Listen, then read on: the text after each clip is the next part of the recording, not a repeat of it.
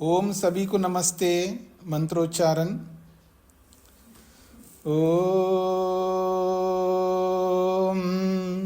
सहना ववतु सहनौ भुनक्तु सह वीर्यं करवावहै तेजस्विनावधीतमस्तु मा विद्विषावहै।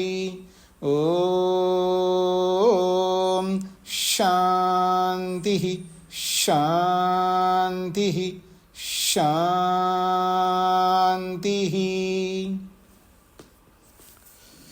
शतपथ ब्राह्मण की कक्षा संख्या 26 है। तीसरे अध्याय का प्रथम ब्राह्मण चल रहा है। कल हमने 11वें खंड तक विचार किया है। ये जो प्रसंग चल रहा है, अध्वर्यु अग्नींद्र को संप्रेष करता है, आदेश करता है। पीछे आपने दूसरे अध्याय में 5वें ब्राह्मण में सुना है कि प्रोक्षणी आदाय या प्रोक्षणी को रखना या प्रोक्षणी आदाय, प्रोक्षणी को ले आना, बरही को रखना और आज्य को रखना, पत्नी सन्नयति, पत्नी को बांधना। ये जो संप्रेष दिया था पीछे, आप लोगों को याद आ रहा है। संप्रेष का मतलब है आदेश। अग्नींद्र को अध्वर्यु आदेश करता है प्रोक्षणी को लाके ले आना, समिधा को रखना वेदी के ऊपर, और बरही को रखना, और यजमान की पत्नी को सन्नयति और मेखला बांधना। ये जो आदेश करता है, उन आदेशों में से प्रोक्षणी को लेकर के बताया। प्रोक्षणी को कैसे रखना होता है ये पीछे बता दिया। बरही को रखने की बात कही है। और श्रुचः समृद्धि, ये भी आदेश दिया था कि श्रुवाओं को धो लेना, उसको भी पीछे बता दिया। अब आ रहा है पत्नी को रस्सी बांधने का विषय। तो आइए, पृष्ठ संख्या 85 है और खंड 12वां है। अथ पत्नीम सन्नयति, पात्रों को धोने आदि के उपरांत अथा उसके पश्चात पत्नीम सन्नयति, यजमान की पत्नी को वो रस्सी, वो मेखला सन्नयति बांधता है।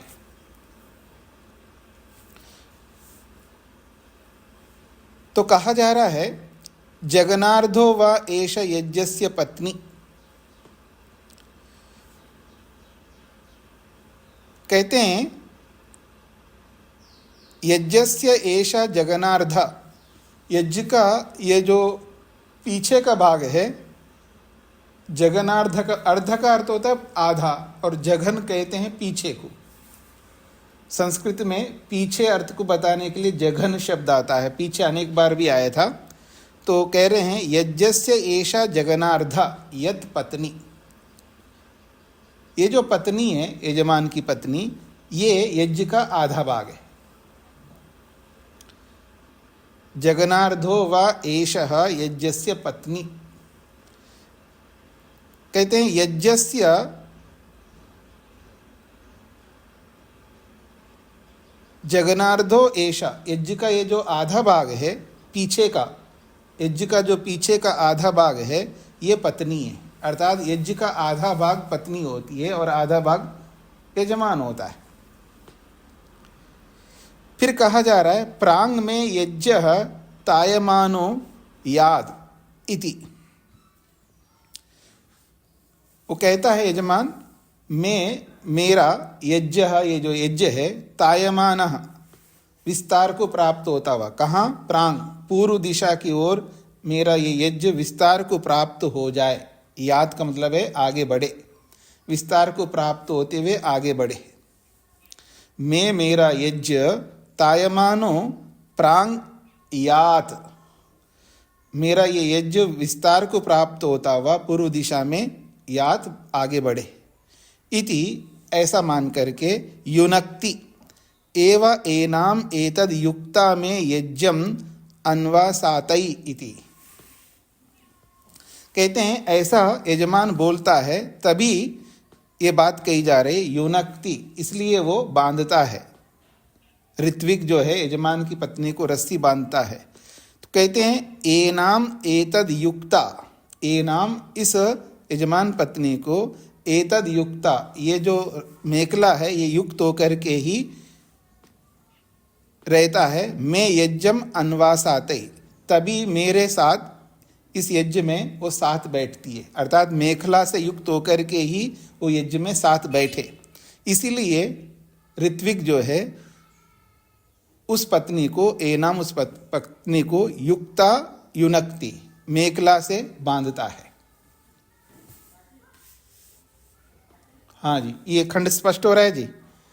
यजमान की पत्नी जो है यज्ञ का आधा भाग होती है और उस यजमान की पत्नी को साथ लेकर के ही वो पूर्व दिशा में, उन्नति की दिशा में इस यज्ञ को विस्तार प्रदान करता है यजमान। इसलिए वो मेखला उसको बांधी जाती है, ताकि वो मेखला बांध करके ही यज्ञ में बैठे साथ में, ऐसा यहाँ पर बोला गया है। आगे बढ़ता हूँ। योक्त्रेन सन्नयति, और वो जो ऋत्विक यजमान की पत्नी को मेखला बांधता है उसके विषय में बताया जा रहा है। योक्त्रेन सन्नयति, योक्त्र के द्वारा, यानी योक्त्र से बांधता है, उसको योक्त्र कहते हैं मेखला को। जो बैलगाड़ी को नहीं, बैलगाड़ी में जब बैल को बांधते हैं ना जिस रस्सी से, उसको भी योक्त्र कहते हैं, ताकि वो गाड़ी के साथ संलग्न रहे वो बैल। तो बैल को जैसे बैलगाड़ी को बांधने के लिए रस्सी होती है उसको भी योक्त्र कहते हैं, ऐसा ही इसको भी योक्त्र कहते हैं, ताकि वो यज्ञ के साथ बंधी रहे पत्नी, यज्ञ से दूर ना हो। तो योक्त्रेन सन्नयति, योक्त्र से, मेखला से, रस्सी से बांधता है। योक्त्रेन ही योग्यम युञ्जन्ति, योक्त्रेन ही योग्यम युञ्जन्ति, ये जो योक्त्र से जो बांधते हैं ये योग्यम युञ्जन्ति, योग्य को ही बांधते हैं, अयोग्य को नहीं। योक्त्रेन ही योग्यम युञ्जन्ति, योक्त्र से योग्य को ही जोड़ते हैं, अयोग्य को नहीं। अस्ति वै पत्न्या अमेध्यम यद अवाचीनम नाभेः, तो कहते हैं पत्न्या यद अवाचीनम नाभेः अमेध्यम अस्ति। अन्वय करके देख लीजिएगा। अस्ति वै पत्न्या अमेध्यम यद अवाचीनम नाभेः, कहते हैं पत्न्याः, पत्नी के, यद अवाचीनम, नाभे, नाभि के नीचे का जो भाग है, पत्नी के यद अवाचीनम, नाभे, जो नाभि के अवाचीनम नीचे का भाग है, वो अमेध्यम अस्ति, वो अमेध्य होता है, अपवित्र होता है, ऐसा कहना चाह रहे। पत्नी के नाभि के नीचे का भाग अमेध्य होता है, इसलिए वो नाभि के ऊपर जो है उस योक्त्र को बांधते हैं। अतः एतद् आज्यम अवेक्ष्यमाना भवति, अतः एतद् आज्यम अवेक्षिष्यमाना भवति। हाँ, अतः एतद् आज्यम अवेक्षिष्यमाना भवति, क्योंकि वहाँ जो याग में आज्य का उपयोग करना होता है आहुति के लिए, हवि के रूप में, उस हवि रूपी आज्य को, घी को देखना होता है पत्नी के द्वारा। जब पत्नी उस आज्य को देखती है तो ऐसा देखे जिससे अपवित्र होकर के ना देखे, पवित्र होकर के देखे। इसलिए यहाँ पर बात कही जा रही है, अतः एतद् आज्यम अवेक्षिष्यमाना भवति, क्योंकि वहाँ पत्नी को उस आज्य को देखना होता है। तदेव अस्या एतद् योक्त्रेण अंतर्दधाति, तदेव अस्याः एतद् योक्त्रेण अंतर्दधाति, इसीलिए तदेव, इसी को ध्यान में रख करके, अस्या उस स्त्री के, एतद् योक्त्रेण इस योक्त्र के द्वारा उस अमेध्य को, उस अपवित्र को अंतर्दधाति छुपाया जाता है। अथ मेद्येन एव उत्तरार्धेन आज्यम अवेक्ष्यते तस्मात् पत्नीम सन्नयति। कहते हैं अथ मेद्येन एव उत्तरार्धेन, जो मेद्य भाग है यानी नाभि के ऊपर का जो भाग है वो पवित्र है, वो अशुद्ध नहीं है। तो मेद्येन एव उत्तरार्धेन, उत्तरार्ध अर्थात ऊपर का जो भाग है वो मेद्य होने के कारण से आज्यम अवेक्ष्यते, तब उस ऊपर के भाग से वो उस घी को वो देखती है। तस्मात् पत्नीम सन्नयति, इसीलिए पत्नी को रस्सी से बांधा जाता है। इसका तात्पर्य है जी, क्योंकि यज्ञ का मुख्य तो यजमान होता है और उस यजमान की पत्नी को उस यज्ञ का आधा भाग माना गया है। तो यहाँ पर जो आज्य है उसको वीर्य के रूप में बोला था पीछे, आज्यम वै वीर्यम, वीर्य को आज्य बोला, अर्थात घी को वीर्य की उपमा दी है, अर्थात आज्य जो है वो वीर्य होता है, ऐसा पीछे बोला है। अब ये जो आज्य को वो देखेगी, अर्थात यजमान की पत्नी घी को देखेगी, तो वो पवित्र भाव से देखे, अपवित्र भाव से ना देखे।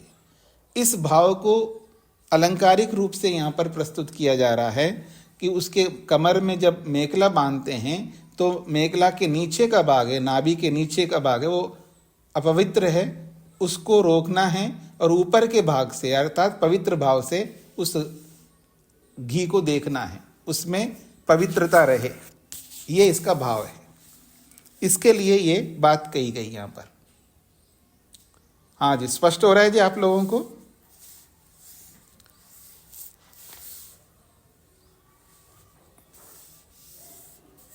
किसी के मन में आ सकता है तो पुरुष भी तो अपवित्र होता है, ऐसा मत देखिएगा, ऐसे नहीं देखना है। यहाँ ये देखना है पुरुष तो वो संकल्प कर चुका है पहले, और उसके साथ में स्त्री है तो उसके साथ देना है, यानी आधा भाग पुरुष का और आधा भाग स्त्री का है। तो संकल्पित मुख्य यजमान का मतलब ऐसा मत समझ लीजिएगा, यजमान तो दोनों ही होते हैं, लेकिन उत्तरदायित्व जो है वो पुरुष का है, तो संकल्प कर चुका है, उस संकल्प को साथ देना होता है पत्नी को, इसलिए यहाँ पर ऐसा बोला गया है। जी आगे बढ़ूं मैं? सुनीता जी। आचार्य जी, क्या वो मेखला बांधने से, उसको बांधने से वो पवित्र हो जाएगी, जो अपवित्र की श्रेणी में रखा है? ऐसा है कि जो चिन्ह होते हैं, यज्ञोपवीत है, मेखला है, ये केवल संकेत होते हैं, संकेत के सूचक होते हैं, अर्थात ये एक प्रकार से सिंबल्स होते हैं। सिंबल्स को जब हमें याद दिलाया जाता है तो हम अपने कर्तव्यों को सामने रखते हैं, तो अपने कर्तव्य भावना से फिर उनको हम उसी रूप में देखते हैं, ये इसका अभिप्राय है। केवल बांधने से पवित्र नहीं होता है कोई भी, केवल ओम का ध्वज देखने मात्र से हम आर्य नहीं होते हैं, भारत के ध्वज को देखने मात्र से हम भारतीय नहीं होते हैं। केवल वो चिन्ह है, उसको देख करके हम अपने कर्तव्यों को स्मरण कराता है वो चिन्ह, वो सिंबल, और उस सिंबल को देख करके हम अपने कर्तव्यों को स्मरण करके फिर कर्तव्यों का पालन करते हैं, ये इसका तात्पर्य है। जी स्पष्ट हो गया? हाँ जी बोलिएगा। जी जी जी जी। तो अगला खंड है 14वां। स वा अभिवासः सन्नयति, जब उस मेखला को, उस रस्सी को जब अग्निंद्र बांधता है तो कहाँ बांधे उसको लेकर के बोला जा रहा है। सह वा मतलब वै, सह वै अभिवासा सन्नयति, वह ऋत्विक जो है निश्चित रूप से अभिवासा सन्नयति, अर्थात वासा कहते हैं कपड़े को, तो कपड़े के ऊपर बांधता है। अभिवासा सन्नयति, कपड़ों के ऊपर ही बांध देता है। अब ये जो वास कपड़ा है वो क्या होता है उसको समझाया जा रहा है। औषधयो वै वासः, ये जो कपड़े हैं वो औषधियां हैं। औषधयो व वासः, तो ये जो कपड़े हैं वो औषधि है। ये समझ में आ रहा है जी, औषधि, कपड़े को औषधि क्यों कहा है? क्योंकि कपड़े अनेक प्रकार से बनता है ना, कपड़े अनेक प्रकार से बनते हैं। बांस से भी कपड़ा बनता है, वृक्ष से भी कपड़ा बनता है, अलग अलग कपड़े बनाने के साधन हैं। तो यहाँ औषधि से वृक्षों को लिया जा रहा है, अर्थात वनस्पतियों को लिया जा रहा है। तो औषधयो वै वासा, क्योंकि वस्त्र जो है वो औषधि स्वरूप होता है। फिर कहा जा रहा है वरुण्या रज्जु, और ये जो रज्जु है, ये जो मेखला है, वो वरुण्या, वरुण का होता है। वरुण का, ये रज्जु जो है, मेखला जो है, वरुण का प्रतीक है। वरुण होता है यमराज, और जिसको आप समझते हैं ना वरुण पाश, वरुण जो है अपने पासा फेंकता है और उससे बांध करके आत्मा को ले जाता है, यमराज, सुना होगा अपने पौराणिक कथाओं में। तो कहा जा रहा है वरुण्यः रज्जु, वरुण संबंधी ये रज्जु होती है, ये रस्सी जो है वो वरुण संबंधी, वरुण देवता से संबंधित होती है रज्जु, यानी संयम का प्रतीक है ना। क्योंकि जब हमारे सामने यमराज हो तो हम संयमित रहेंगे। न्यायकारी वरुण जो है, न्यायकारी को कहते हैं। यदि हमारे सामने वरुण हो, न्यायकारी हो, तो हम संयमित रहेंगे। इसलिए वरुण्याः रज्जु, वरुण देवता संबंधी ये रज्जु होती है, रस्सी होती है। तद औषधि एव एतद अंतर्दधाति, और ये औषधि रूपी जो वस्त्र है ये ही अंतर्दधाति, एक प्रकार से उस अपवित्रता को ढक करके रखता है, छुपा के रखता है। तथा उ ह एनाम एषा वरुण्या रज्जुर्न इनस्ति, तथा उ ह एनाम एषा वरुण्या रज्जु न इनस्ति। इसीलिए ये जो वरुण्या रज्जु है, ये वरुण देवता संबंधी जो रस्सी है, एनाम, इस स्त्री को, इस यजमान पत्नी को, न इनस्ति, वो दुख नहीं देता है, ये दुख नहीं देती है। अगर कपड़े के नीचे बांधेंगे तो थोड़ा चुभेगा ना, दुख देता है। तो इसलिए कहा जा रहा है तताहु, इसीलिए, हा, निश्चित रूप से, ए नाम, उस यजमान पत्नी को, ऐशा वरुण्या रज्जु, ये वरुण देवता संबंधी जो रस्सी है, न हिनस्ति, नहीं दुख देती है। तस्माद अभिवासा सन्नयति, इसलिए ऋत्विक जो है वो कपड़ों के ऊपर उसको बांधता है।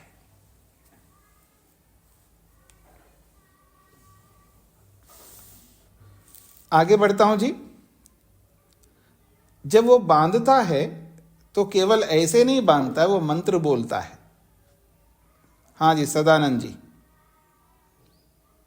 स्वामी जी नमस्ते जी। ये जो योक्तर संज्ञान जो क्रिया है जी, ये अध्वर्यु करेगा यजमान पत्नी को, व यजमान ही यजमान पत्नी को बांधेगा? ने अध्वर्यु करता है।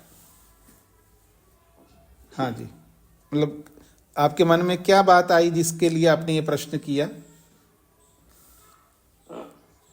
नहीं, ऐसी प्राय विधियों में देखते आ रहे थे, तो इसलिए मुझे। हाँ, ऐसी कोई, क्योंकि ऐसा है कि पुरोहित जो होता है वो विशेष व्यक्ति होता है, तो विशेष व्यक्ति होने के नाते वो बांध सकता है। जी, क्योंकि ऋत्विक जो है वो बहुत महत्वपूर्ण व्यक्ति होता है। ये अलग बात है, आप आजकल के पंडितों को देखो, वो उस दृष्टि से मत देखिएगा। अगर प्राचीन परंपरा में आप देखेंगे तो वो ऋत्विक जो है बहुत बड़ा व्यक्ति होता है। ऐसे हर कोई ऋत्विक नहीं बनता, वेदज्ञ होता है वो व्यक्ति, तो इसलिए ऋत्विक ही बांधता है। जी, आगे बढ़ता हूं जी। 15वां खंड। स सन्नयति, वो जो ऋत्विक यजमान पत्नी को जो योक्त्र बांधता है वो ऐसे नहीं बांधता है ना, प्रत्येक क्रिया मंत्रपूर्वक होती है। तो कहते हैं जब वो बांध रहा होता है उस समय मंत्र बोलता है। क्या? आदित्यै रासनासी, आदित्यै रासनासी इति, वो मंत्र का ये अंश है। आदित्यै रासनासी, ये अदिति संबंधी रासना है। तो इसका अर्थ याज्ञवल्क्य कर रहे हैं, इयं वै पृथ्वी, इयं वै पृथ्वी अदिति, ये जो पृथ्वी है यही अदिति है। ये जो पृथ्वी है ये पृथ्वी ही अदिति है। मंत्र में जो आदित्य रासनासी जो बोला है, तो ये जो पृथ्वी है जो हमारे को दिखाई दे रही है, ये पृथ्वी ही अदिति है यहाँ पर। सा इयम देवानाम पत्नी, और वो जो पृथ्वी है वो देवताओं की पत्नी है। सा इयम, वह ये जो पृथ्वी है, देवानाम पत्नी, वो देवों की पत्नी है। एषा वा एतस्य पत्नी भवति, एषा वा एतस्य पत्नी भवति, और ये जो यजमान की पत्नी है वो वही होती है, वो पृथ्वी के समान होती है, वो देवों की पत्नी होती है। इसको इस रूप में देख लीजिएगा। अदिति पृथ्वी ही अदिति है, और सायम वो जो पृथ्वी रूपी अदिति है वही देवों की पत्नी है। और एषा वा एतस्य पत्नी, और ये जो यजमान की पत्नी है वो भी पृथ्वी के समान होती है, वो भी अदिति होती है। ये बात कही गई है। इसका तात्पर्य है कि जब यजमान संकल्प लेता है, इदम अहम अनृता सत्यम उपैमि, मैं इस अनृत से परे हट करके सत्य को धारण करता हूँ, वो संकल्प ही हो जाता है। और सत्यम वही देवा, और जो सत्य बोलने वाले होते हैं वही देव होते हैं। तो यजमान जो है साधारण नहीं रहा, वो देव हो गया। तो उसी रूप में यहाँ पर इस यजमान की पत्नी ही अदिति बन गई है, क्योंकि वो देवों की पत्नी अदिति होती है। अदिति जैसे देवों की पत्नी होती है, ऐसे यजमान की पत्नी पृथ्वी के रूप में विराजमान है, वो भी देव की पत्नी है। यजमान भी देव हो गया, इसलिए वो देव की पत्नी बन गई, वो पृथ्वी के स्थान पर, ऐसा कहा जा रहा है। तद अस्या एतद रासनाम एव करोति, तद अस्या एतद रासनाम एव करोति, इसलिए उसके लिए ये जो रासना है उसको बनाया जाता है, क्योंकि रासना को बनाया जाता है। रासना क्या होती है? रासना को बनाने का मतलब है मेखला को बनाता है। ऋत्विक जो है उस पत्नी के लिए ही रासनाम एव करोति, रासना को बनाता है, अर्थात मेखला को बनाता है। करोति का अर्थ बनाता है यहाँ पर, यही व्याकरण की विशेषता है।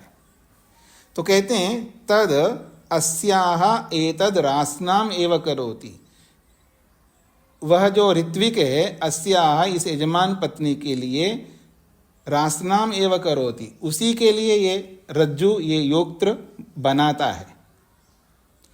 उसको केवल रज्जु न समझना है, न रज्जुम, उसको केवल रज्जु मात्र नहीं समझना है। हीरा, उसको हीरा समझना है। हीरा वही रासना, हीरा को ही रासना कहते हैं। और हीरा शब्द का अर्थ होता है मेखला। तामेव अस्या एतद करोति, इसलिए उसी रासना को इस यजमान की पत्नी के लिए वो ऋत्विक करोति बनाता है। हाँ जी सुनीता जी। आचार्य जी, मेरी बुक में रासना का अर्थ सीमा लिखा हुआ है। हाँ, वो अनुवादक ने ऐसा लिख दिया है, पर यहाँ पर सीमा का मतलब क्या है? परिधि, अवधि, ये कहना चाहते हैं ना। वो भी अर्थ ले सकते हो, लेकिन वास्तव में मेखला को कहते हैं। परिधि भी ले सकते हो आप, सीमा भी ले सकते हैं, क्योंकि वो किसी को रोकने के लिए अवधि है। वो संयम यानी अशुद्धि को रोकने के लिए, इसलिए उन्होंने सीमा अर्थ कर दिया है। बाकी वो भी कर सकते, कोई दिक्कत नहीं है। क्योंकि मूल में तो हीरा शब्द है ना, और हिंदी में आप देख करके बोल रहे हैं तो उन्होंने सीमा अर्थ कर दिया होगा, पर उससे अच्छा मेखला अर्थ लेना चाहिए। क्योंकि क्या नाम है, सायन, आचार्य सायन ने हीरा का अर्थ मेखला किया है। सीमा भी ले सकते, कोई आपत्ति नहीं है, वो अभिप्राय लेना पड़ेगा, इतनी ही बात है जी। आगे बढ़ता हूं मैं। न रज्जु, उसको केवल रज्जु मत मानना। हीरो वही रासना, ये जो मेखला है यही रासना है। ताम एव, इसलिए उस मेखला को अस्याह, इस यजमान पत्नी के लिए एतत् करोति, ये रासना के रूप में वो बनाता है, अर्थात मेखला के रूप में वो ऋत्विक उसको बनाता है। अब ये जब मेखला को योगत्र को जब बांधते हैं तो बांधने के समय में गांठ नहीं लगाना चाहिए, बिना गांठ लगा ये बांधना है, ऐसा निर्देश है यहाँ पर। तो आगे उसी बात को स्पष्ट किया जा रहा है, स वै न ग्रंथिम कुर्यात, वह जो ऋत्विक है अग्निन्द्र जब मेखला को बांधता है तो वह कभी उस मेखला में ग्रंथिम न कुर्यात, गांठ न बांधे, बिना गांठ के ही बांधे, ये इसका तात्पर्य। वरुण्यो वै ग्रंथि ही, वरुणो पत्नीम गृह्णीयात् यद ग्रंथिम कुर्यात् तस्मात् न ग्रंथिम करोति। कहते हैं वरुण्यो वै ग्रंथि, क्योंकि वरुण संबंधी ही ग्रंथि होती है। जो न्यायकारी जो परमात्मा है, यमराज है, वही ग्रंथि बनाता है। जब पौराणिक कथाओं में बोला जाता है ना, जब आत्मा को शरीर छोड़ करके जाना है तो अपने आप नहीं जाता है, यमराज लेके जाता है। वो पासा उसके ऊपर फेंकता है और वो उसके गले में लटक करके बंध जाता है, ग्रंथि बन जाती है, फिर उसको खींच करके ले जाता है। ऐसा पौराणिक ग्रंथों में दिखाया जाता है। और पौराणिक ग्रंथों में ऐसे ही मनमर्जी नहीं दिखाया, बहुत सारी बातें जो है वो वेद में ऐसा ही है, बस उसका अर्थ उन्होंने गलत ले लिया है, उन्होंने दूसरे रूप दे दिया है, पर उसके पीछे यही भाव है। तो कहते हैं वरुण्यो वै ग्रंथि, वरुण संबंधी ग्रंथि होती है, अर्थात न्यायकारी यमराज ही ग्रंथि बना सकता है, यहाँ ग्रंथि नहीं बनाना है आपको। वरुणो पत्नीम गृह्णीयात्, यदि आप ग्रंथि बना दोगे, मतलब गांठ बना दोगे, तो वरुण ले जाएगा आप पत्नी को, यमराज लेके जाएंगे पत्नी को फिर। तो कहते हैं वरुणो पत्नीम गृह्णीयात्, यदि आप गांठ बांधोगे तो वरुण यमराज जो है पत्नी को ले जाएगा। यद ग्रंथिम कुर्यात, यदि आप ग्रंथि बना दोगे, गांठ बना दोगे, तस्मात् न ग्रंथिम करोति, इसलिए ग्रंथि नहीं बनानी चाहिए, गांठ नहीं बांधनी चाहिए। हाँ जी वर्मा जी। नमस्ते स्वामी जी। जी, इसका क्या मतलब है कि अगर गांठ गलती से लगा दे तो ले जाएंगे, तो क्या मतलब हुआ इसका? गलती से क्यों लगाएगा, वो अनपढ़ थोड़ा है, वो विधि पूर्वक करेगा ना। नहीं, जैसे लगा दिया तो वो ले नहीं, जाएगा, तो इसका मतलब क्या हुआ? नहीं, जब आप ऐसा है वर्मा जी, जब आप संभावना करते हो ना, तो मैं भी संभावना करूंगा ना। जब आप अगर गलती से लगा दिए तो मैं कहता हूँ गलती से नहीं लगाएगा, वो तो ऋत्विक है, वो विधि पूर्वक क्रिया करता है। कोई ऐसा थोड़ा कि शराब पी करके कोई काम हो रहा है। नहीं, सही बात है। तो लगा दिया तो ले जाएगा ऐसा लिखा है ना, तो कहाँ ले जाएगा? नहीं, लगा दिए तो नहीं कह रहा है, ग्रंथि नहीं बना दो। अगर मान लीजिए ग्रंथि को लगा दिया तो वरुण ले जाएंगे। इसका तात्पर्य है कि जब अविधि पूर्वक जब क्रिया करेगा व्यक्ति, तो उसका तो लाभ नहीं मिलेगा ना, फल नहीं मिलेगा। फल नहीं मिलेगा तो फिर वो जल्दी जाएगा, परलोक सुधारेगा जल्दी। तो इसलिए विशेष रूप से ध्यान दिला जा रहा है, आप ग्रंथि नहीं लगाइए, ये बताना चाहते हैं जी। अब लगा दिया तो फिर क्या होगा, तो फिर ठीक है, यज्ञ संपन्न नहीं होगा, यज्ञ में त्रुटि हो जाएगी ना, तो फल नहीं मिलेगा, वो पापी बन जाएगा। पीछे बोला ना, अगर त्रुटिपूर्ण यज्ञ करता है तो वो पापी बन जाता है। वेदी के संदर्भ में बोला था ना पीछे, यदि वेदी को स्पर्श करके याग करता है तो वो पापी बन जाता है। वेदी के साथ स्पर्श न करके याग करना चाहिए, ये बात कही है। तो ऐसे यहां पर भी समझ लीजिएगा जी। प्रेम जी। स्वामी जी नमस्ते जी। जी स्वामी जी, अब एक दिन पहले पूछा, जैसे हम हवन घरों में करते रहते हैं, तो हमें तो ये पूरी विधियां पता नहीं है, तो हम अपनी मन मर्जी से बैठ जाते हैं, कर लेते हैं, तो हमें वो जैसे का फल नहीं मिलता होगा। इसका मतलब यही होगा जी, आप विधि नहीं पता है तो विधि को जान लीजिएगा आप। मंत्र बड़े आहुतियां दे दी, नहीं, आप जो भी आप मान रहे हैं ना, हमको पता नहीं है विधि का, तो आपका क्या कर्तव्य बनता है? अब ये तो कर्तव्य बनता है, तो सोच समझ के करना चाहिए। नहीं, सोच समझ करके नहीं करनी चाहिए, क्योंकि पता ही नहीं तो क्या सोच समझ करके करोगे। नहीं, जैसे आप पता चलती आ रही बातें नहीं, अभी नहीं पकड़े आप। आपने ये बोला है, ये अग्निहोत्र की चर्चा नहीं हो रही है, लेकिन आपने अग्निहोत्र के ऊपर प्रश्न किया है ना, हमें तो पता नहीं है। तो आपको पता नहीं है तो क्या करना चाहिए आपको? तो फिर आपने बोला सोच समझ करके करना चाहिए। जब व्यक्ति को पता नहीं है तो सोच समझ करके कैसे करेगा? सही। तो आप उस उत्तर दीजिएगा ना, आपसे मेरा प्रश्न है। जब आपको पता नहीं है, जैसे आपसे पढ़ रहे हैं, जान रहे, तो इस तरीके से विधि बनानी पड़ेगी, विधि बनानी पड़ेगी, अपनानी पड़ेगी। तो आप ये क्यों उत्तर नहीं देते हैं कि जी मेरे को जिसको विधि पता नहीं है तो उसको विधि को जानना चाहिए? हाँ, मेरा अर्थ वही था। तो वही अर्थ बोलिएगा ना। तो आपको विधि समझनी चाहिए, विधि को जानना चाहिए। जब कोई क्रिया हम करते हैं, अगर विधि पता नहीं है तो विधि को जान लेना चाहिए। केवल इस ऐसा बोल करके नहीं छूट सकते। कई बार हमारे ब्रह्मचारी को जब कहे आपने गलती क्यों की, जी मेरे को पता नहीं था, पता नहीं था बोल करके आप दोष से नहीं छूट सकते। आपको पता नहीं था तो आपको पता करना चाहिए ना। उसका अगला यही विषय आएगा ना, पता नहीं था इतना कह करके आप आगे नहीं बढ़ सकते, इतना कह करके आप दोष से नहीं छूट सकते। पता नहीं था तो पता करना चाहिए, और पता कर ले, और पता करके फिर विधि पूर्वक कर ले। अब क्रिया भी हो रही है, रोज हवन भी कर रहे हैं और पूरा लाभ नहीं ले रहा है, तो क्या फायदा है? पूरा लाभ लेने के लिए पूरी विधि समझ लेना चाहिए, ये इसका तात्पर्य है। चलिए आगे बढ़ते हैं। आगे कह रहे हैं अब गांठ नहीं बांधना चाहिए, अब कैसे करें? बिना गांठ बांधे रस्सी को कैसे बांधे? आप में से किसी ने पूछा तो नहीं प्रश्न। अब गांठ बांधने का तो मना कर दिया, अब मना कर दिया तो अब रस्सी बांधे कैसे? बिना गांठ के कैसे रस्सी बंधी रहेगी? यही तो विशेष कला है। तो आइए, हाँ जी, सदानंद जी को क्या कहना है? स्वामी जी, जैसे ये जो पवित्र संस्कार में बांधते हैं मेखला, उस जी। शरीर में निकाल के इधर की तरफ खोस देते हैं, वैसे बिना गांठ के बांधना?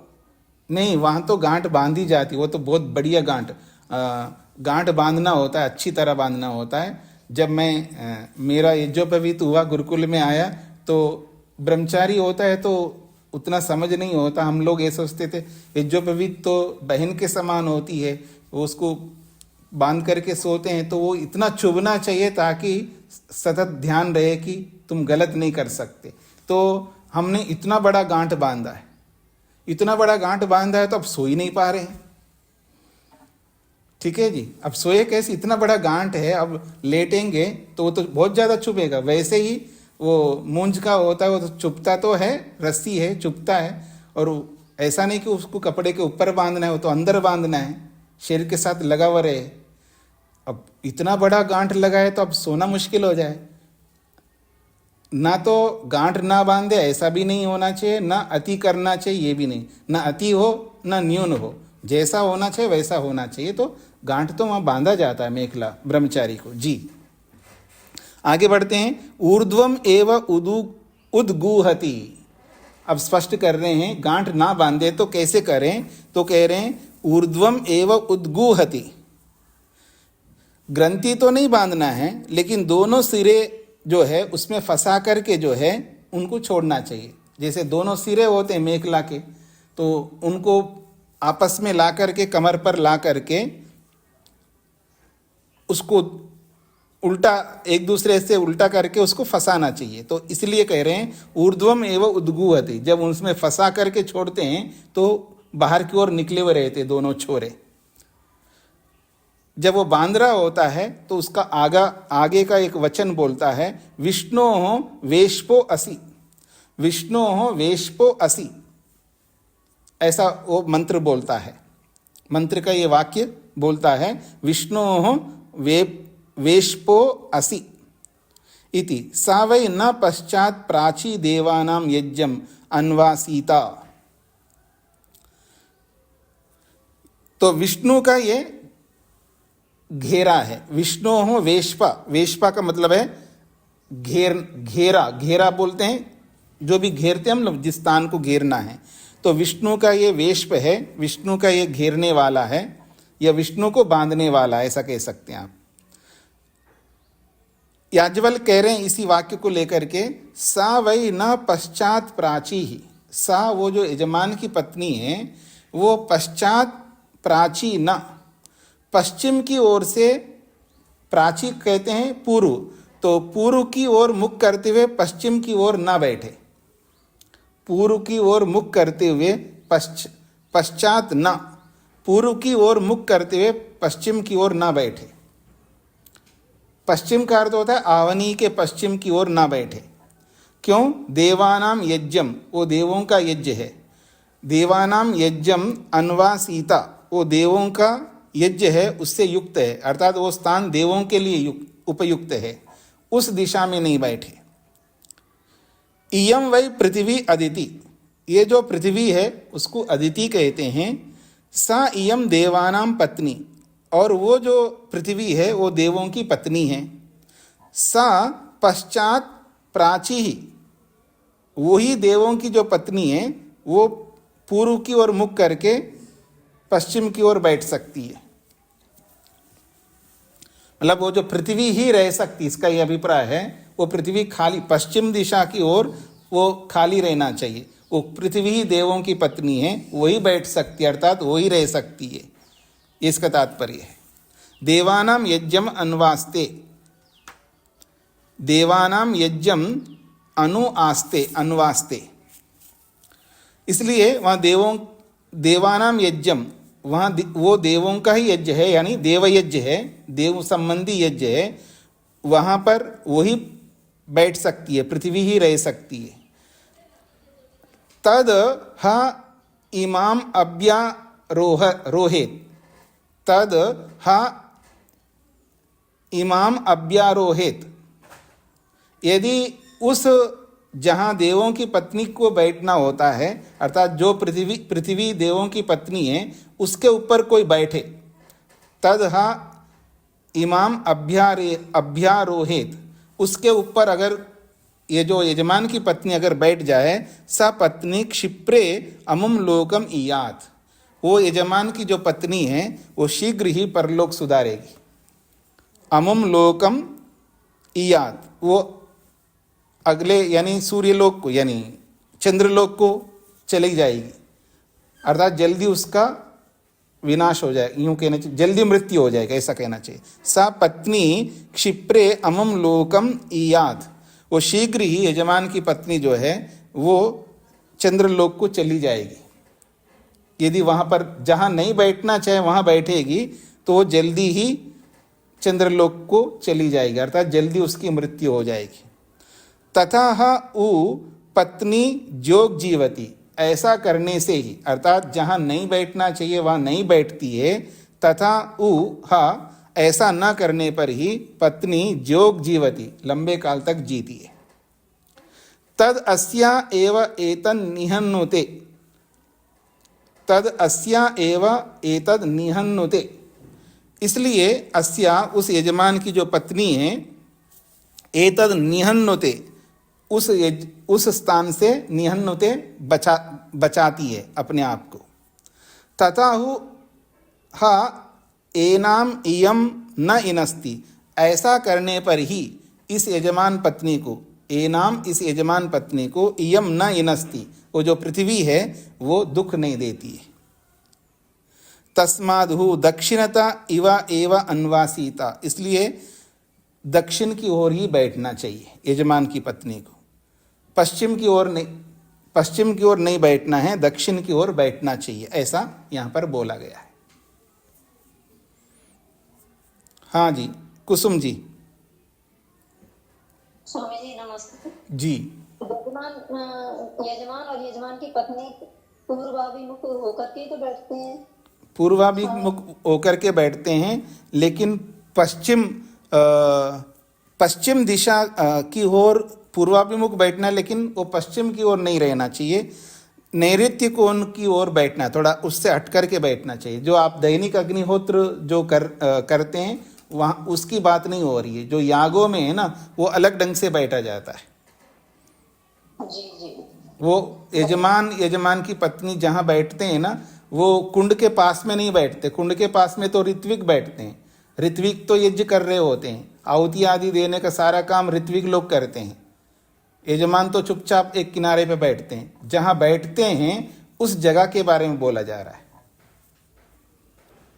जी जी, धन्यवाद। दैनिक अग्निहोत्र में तो ठीक है, आप यज्ञ कुंड के सामने बैठते हैं, वो एक अलग बात है। पर यहाँ याग में ऐसा नहीं होता है ना। यज्ञ कुंड के सामने तो ऋत्विक लोग बैठते हैं।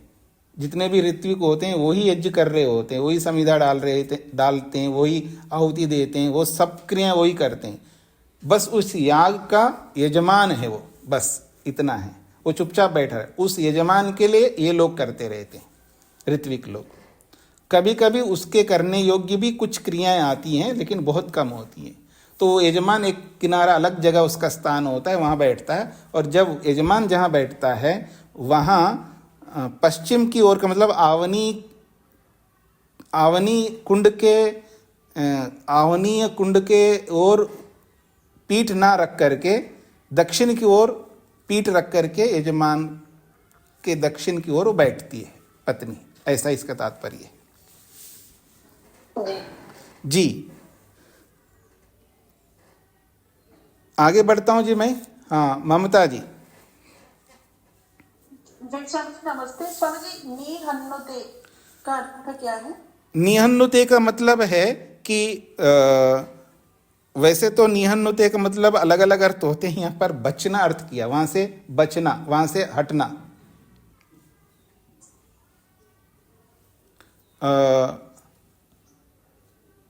जैसे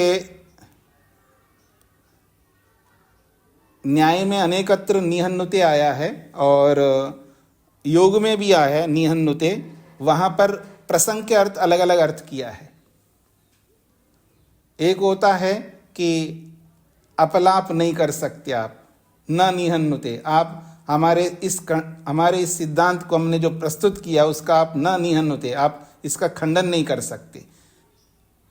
ऐसे अर्थ में वहां पर आया। प्रसंग के अनुसार इसका अर्थ कर रहे हैं। तो यहाँ पर उससे बचना अर्थ किया जा रहा है। उस स्थान से बचती है वो, जिस स्थान में न बैठने के लिए कहा है उसके लिए कहा तद अस्या एव एतद निहन्नुते। इसलिए यजमान पत्नी जो है उस स्थान से वो हट जाती है, बच जाती है। ऐसा इसका अर्थ किया है।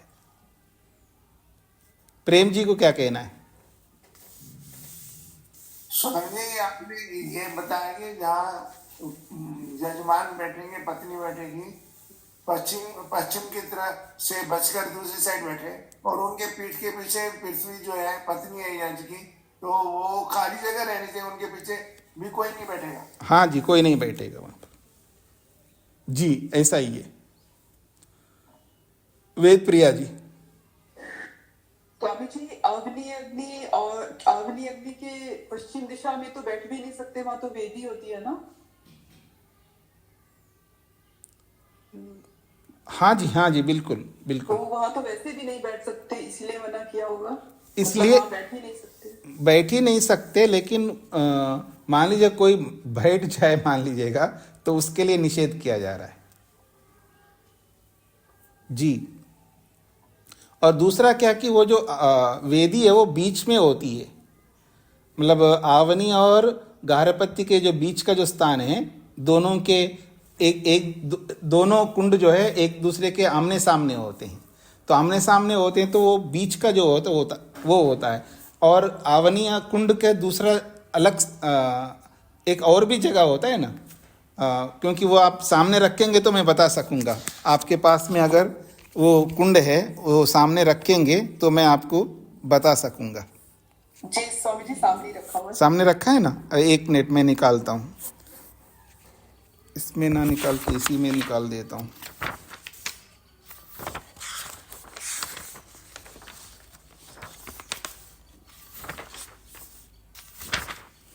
हाँ जी, तो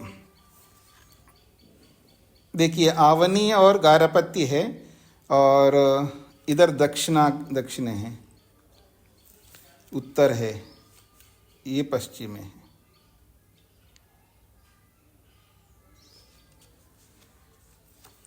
यजमान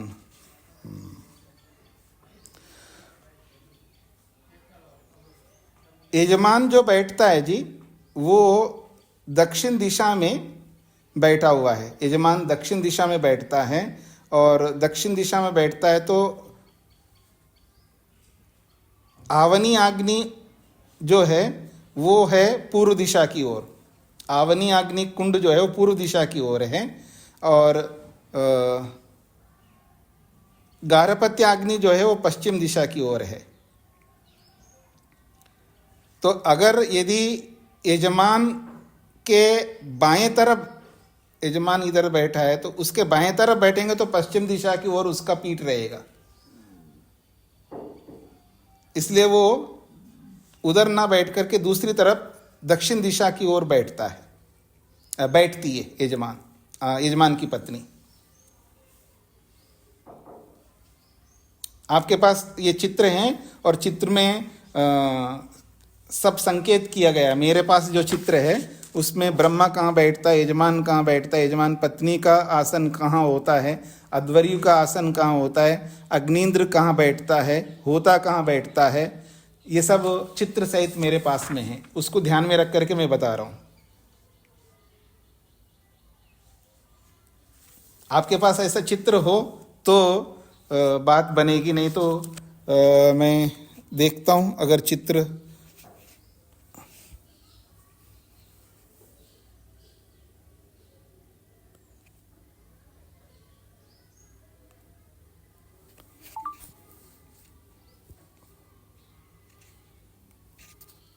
मैं अभी चित्र भेज रहा हूँ जी आप लोगों को।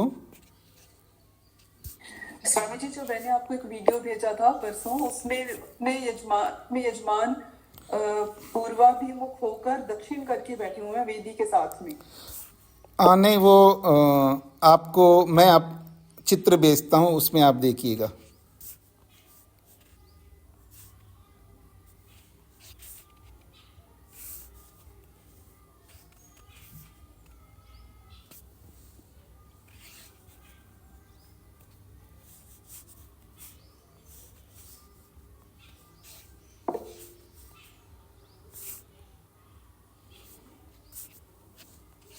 मैंने भेजा है, देख लीजिएगा आप सब लोग।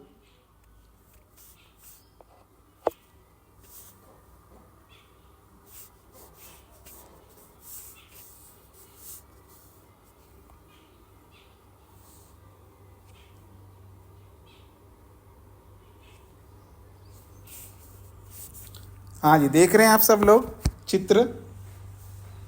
जी स्वामी जी।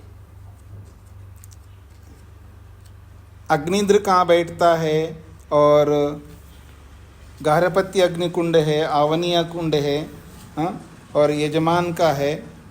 ये सब सारा चित्र बन गए। इसको बाद में आराम से शांति से आप देखेंगे तो आपको स्पष्ट हो जाएगा।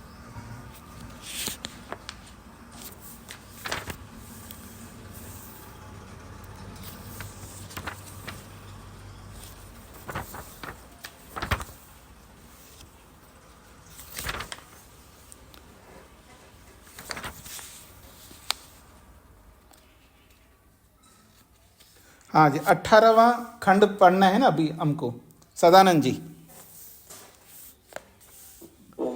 स्वामी जी, ये यजमान पत्नी का गार्हपत्य और दक्षिणाग्नि के मध्य में नैऋत्य कोण में दिखाया जा रहा है। हाँ जी, हाँ जी। कात्यायन स्रोत सूत्र के व्याख्यान में भी आया है, वो गार्हपत्य से प्रत्यक दक्षिणतो नैऋत्याम दिशि ऐसान दिनमुखी उपविष्टाम, ये दर्श कोणवास पद्धति में। जी जी जी, बिल्कुल। नैऋत्य कोण में बैठती है, नैऋत्य कोण में ही यजमान की पत्नी बैठती है, जिससे कि वो पश्चिम दिशा की ओर उसका पीठ नहीं रहता है। जी जी। 18वां खंड, अथ आज्यम अवेक्षते। उसके बाद उस घी को, आज्य कहते घी को, उस आज्य को यजमान की पत्नी अवेक्षते देखती है। योषा वै पत्नी रेतः आज्यम। ये जो पत्नी है उसको योषा कहते हैं। तो योषा वै पत्नी, पत्नी तो योषा है, और रेतः आज्यम, और ये जो आज्य है वो रेत होता है। और रेत जो है आज्य है, इसका मतलब है आज्य है पुरुष। आज्य स्थानी जो है वो पुरुष है, क्योंकि रेतः आज्यम कहा यहाँ पर। जब पत्नी और आज्य दोनों परस्पर मिलते हैं तो मिथुनम, दोनों का संबंध जुड़ता है।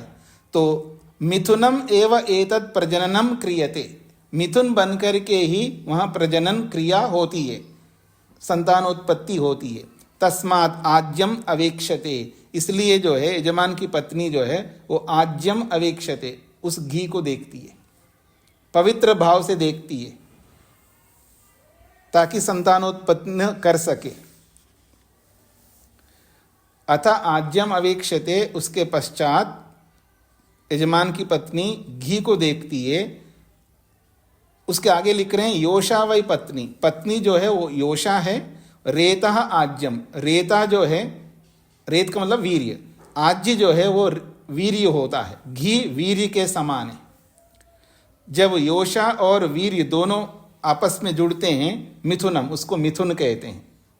दोनों जुड़ना, जुड़ने को मिथुन कहते हैं, संयोग। एतत् प्रजननम क्रियते, इस मिथुन से ही प्रजनन क्रिया होती है। तस्मात्, इसीलिए यजमान की पत्नी आज्यम अवेक्षते, वो घी को देखती है, अर्थात वीर रूपी घी को वो दर्शन करती है। ये इसका तात्पर्य है। आगे बढ़ता हूं जी।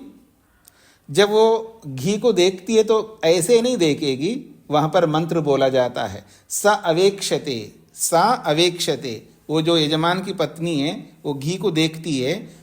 जब देखती है तो मंत्र का अगला अंश बोला जा रहा है अदब्धेनत्वा चक्षुषा अवपश्यामि, अदब्धेनत्वा चक्षुषा अवपश्यामि। कितना अच्छा वचन है वेद, यजुर्वेद का ये मंत्र है। ये जो मंत्र चल रहा है जी, ये मंत्र है 30वां मंत्र, पहले अध्याय का 30वां मंत्र है। पहले जो है मंत्र का प्रारंभ है आदित्य रासनासी, यहाँ से प्रारंभ होता है। उसके बाद अगला वाक्य बोला है विष्णु वेश्पोसी। उसके बाद आया है अदब्धेनत्वा चक्षुषा अवपश्यामि। इस वाक्य का अर्थ याज्ञवल्क्य कर रहे हैं अनार्थेनत्वा चक्षुषा अवपश्यामि। अनार्थेन, आर्थ होकर के, आर्थ कहते दुखी, मैं दुखी होकर के या मैं मलिन होकर के, आर्थ के अनेक अर्थ है, मलिन होकर के, अपवित्र होकर के मैं नहीं देख रही। अनार्थवेनत्वा चक्षुषा पश्यामि, अर्थात पवित्र नेत्र से, पवित्र नेत्र से अवपश्यामि। त्वा, त्वा हे घृत, तुमको मैं अनार्थेन चक्षुषा अवपश्यामि, पवित्र नेत्र से मैं देख रही हूं। इसका ये तात्पर्य है। इति एव एतद् आह, ऐसा ही ये वाक्य कहता है। क्या कहता है?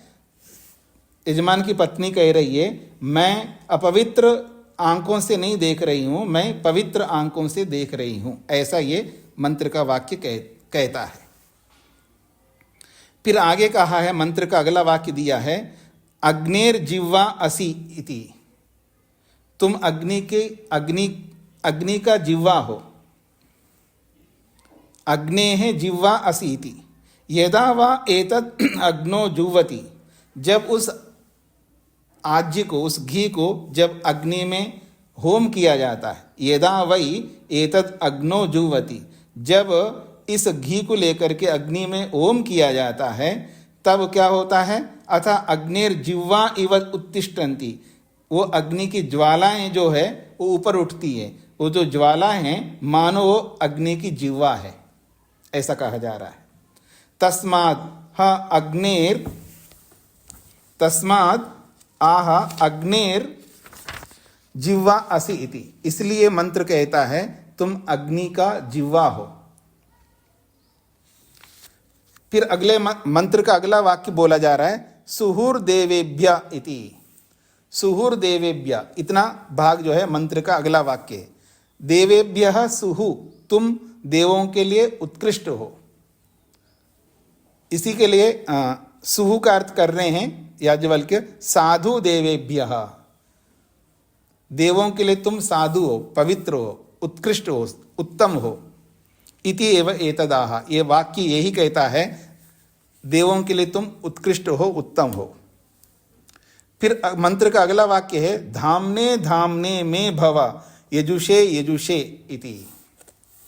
धामने धामने में भव, मेरे लिए धामने धामने, धामना कहते हैं स्थान को। वैसे धामना का 3 अर्थ होते हैं। आपने ईश्वर स्तुति प्रार्थनोपासना के मंत्रों में धामना शब्द के 3 अर्थ पढ़े हैं, याद हो आप लोगों को, नाम, स्थान और क्यों जी? हाँ, नाम, स्थान और जन्म, बिल्कुल ठीक कही आपने। तो ये 3 स्थान, धामना के 3 अर्थ होते हैं, स्थान, नाम और जन्म। तो यहाँ पर स्थान को लिया जा रहा है, धामने धामने में भव, प्रत्येक स्थान के लिए तुम मेरे लिए बनो। यजुषे यजुषे, प्रत्येक मंत्र के द्वारा, प्रत्येक मंत्र के द्वारा, प्रत्येक स्थान के द्वारा मेरा यज्ञ इतना संपूर्ण हो कि प्रत्येक यजुर्वेद के मंत्र से प्रत्येक स्थान में मेरा सब यज्ञमय हो। इसको खोल करके याज्ञवल्क्य कर रहे हैं, सर्वस्मय में यज्ञाय एधि एव एतद आहा। एतद आहा, ये जो मंत्र का वाक्य है ये यही कहता है, सर्वस्मय में यज्ञाय एधि, सब सर्वस्मय यज्ञाय, संपूर्ण यज्ञ के लिए तुम बन जाओ। मेरा संपूर्ण जीवन यज्ञ के लिए हो और संपूर्ण स्थान यज्ञ के लिए हो, पूरी धरती यज्ञ के लिए हो। सर्वस्मय में यज्ञाय एधि, यज्ञ के लिए, सब यज्ञ के लिए ही बने, सारी धरती जो है यज्ञ के लिए बने, मेरा जीवन यज्ञ के लिए बने, मेरा उद्देश्य यज्ञ के लिए रहे, ये मंत्र का ये वाक्य कहता है। ठीक हो गए जी? किसी कुछ पूछना है तो पूछ सकते हैं जी, 2-4 मिनट बचे हैं। उमा जी। नमस्कार स्वामी जी। जी। इसमें आज्य लिखा हुआ है पुस्तक में जो हमारे पास है जी। आपने जैसे जीवन बताया ना, मेरा संपूर्ण जीवन यज्ञ के लिए हो जी। यहाँ संपूर्ण आज्य संपूर्ण यज्ञ के लिए हो।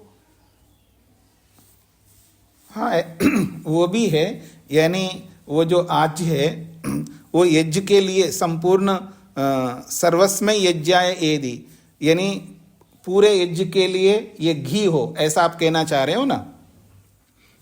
तो मैंने ये अर्थ इसलिए किया है, धामने धामने में भव, प्रत्येक स्थान में, प्रत्येक स्थान और प्रत्येक मंत्र जो है यज्ञ के लिए हो। अब इसका भाव क्या है, भाव को ध्यान में रख करके मैंने बोला, भावार्थ को आपके सामने रखा है जी।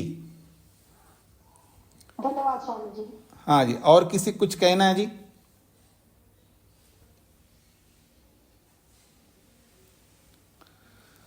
तो यहाँ ये सब प्रतीकात्मक है, यद्यपि ये अभिनय के रूप में यज्ञ होता है, संपूर्ण यज्ञ जो है अभिनय मात्र है, सृष्टि विद्या को समझने के लिए, जीवन को समझने के लिए। पूरा संसार जो है, संसार में हम भी आते हैं, संसार का प्रत्येक वस्तु संसार कहलाता है। तो पूरे संसार को समझने के लिए यज्ञ है, तो यज्ञ को सामने रख करके संसार को समझाया जाता है। तो संसार में हम लोग भी है, तो हम लोगों को भी यज्ञ समझा देता है कि यज्ञमय जीवन होना चाहिए, हमारा संपूर्ण जीवन यज्ञमय होना चाहिए, पूरी सृष्टि भी यज्ञ कर रही है। वीरेंद्र जी।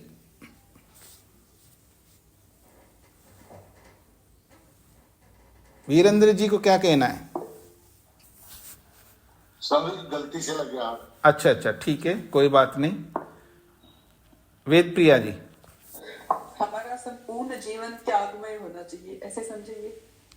त्यागमय होना चाहिए ऐसा नहीं बोला जा रहा, वो तो आप यौगिक दृष्टि से बोल रहे हैं, यहाँ त्याग की बात नहीं हो रही। यहाँ पर यज्ञमय होना चाहिए का मतलब है हम जो भी कर्म करें कर्तव्य पूर्वक करें, कर्तव्य कर्मों को करें, जिससे कि अभ्युदय को प्राप्त कर सके, जिससे हमें स्वर्ग मिल सके। और त्याग वाला जो भाव है वो यहाँ पर नहीं होता है। यहाँ पर मुख्य रूप से जो है स्वर्ग को ध्यान में रख करके याग, आपने श्रोत ग्रंथ में पढ़ा है, कोई भी याग हो रहा है तो वहाँ पर बताया जाता है याग किसके लिए किया जाता है, और फिर वहाँ कहीं उद्देश्य नहीं बताया हो तो वहां पर स्पष्ट किया है कि जिस याग के पीछे कोई उद्देश्य नहीं बताया हो वहां समझ लेना चाहिए कि वो स्वर्ग के लिए ही वो याग है, ऐसा वहां पर परिभाषित किया है श्रोत में। तो इसलिए जो भी याग करते हैं सब स्वर्ग के लिए होता है, अर्थात उत्तम अगले जन्म के लिए होता है। और जिस त्याग को लेकर के आप बता रहे हैं वो त्याग तो सर्व त्याग है, सर्वस्व त्याग है। बस एक याग होता है जिसको सर्ववेदस नामक याग कहते हैं, उसमें उसको करके सब कुछ त्याग किया जाता है। वो सर्ववेदस नामक जो याग है वो बहुत छोटा सा होता है, जिसमें उसको करके सब कुछ त्याग करके फिर वो संन्यास लेता है या वानप्रस्थ लेता है। वानप्रस्थ तो नहीं लेता, सन्यासी लेता है, संन्यास आश्रम को प्राप्त होता है। वो होता है सब कुछ त्याग करने के लिए। बाकी यहाँ सब कुछ त्याग नहीं किया जाता है। जी, ठीक है स्वामी जी। इसको यहीं पर विराम देते हैं। सागर जी। नमस्ते स्वामी जी। जी, स्वामी जी, मेरी शंका आज के विषय को लेकर तो नहीं है, लेकिन शंका इस विषय में है, जब ब्राह्मण ग्रंथ में यह पढ़ती है तो फिर श्रोत सूत्रों में इसका विधान क्यों रचा गया पृथक से? ऐसा है कि ब्राह्मण ग्रंथ जो है, वास्तव में ब्राह्मण ग्रंथ वेदों की व्याख्या है, लेकिन उन्होंने यज्ञ को ध्यान में रख करके वेदों की व्याख्या की है। श्रोत सूत्र तो केवल यज्ञ को ध्यान में रख करके बात करता है, लेकिन ब्राह्मण ग्रंथ केवल यज्ञ को ध्यान में रख करके नहीं बात करता है, वो पूरे वेदों को ध्यान में रख करके बात करता है।